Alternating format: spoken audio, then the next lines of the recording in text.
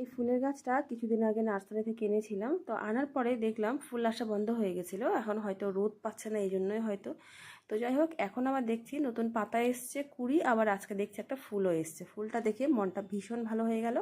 তারপরে স্নান ধান করে ভগবানের কাছে ফুলটা দিয়ে আমরাও রেডি ফেডি হয়ে বেরিয়ে গেছি।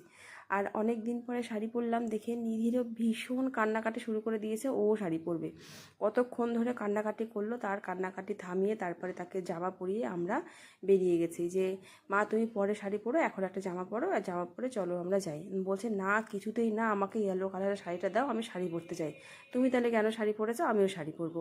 আসলে নিধি শাড়ি পরতে ভীষণ ভালো লাগে। তো এই তো দেখো বেরিয়ে গেছি, আর বাইরে ভালোই রোদ আছে। তো এখন একটা ওই মলে চলে এসেছি, কিছু জিনিসপত্র নেওয়ার আছে।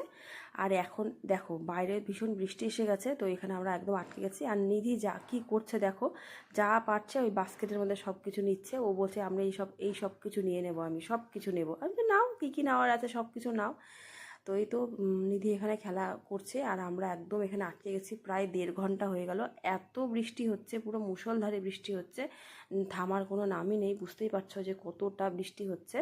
যেহেতু 1.5 ঘন্টা ধরে এইভাবে দাঁড়িয়ে আছি, আর ভালো লাগছে না দাঁড়িয়ে থাকতে। এখানে তো কোনো বসার জায়গাও নেই যে বসবো।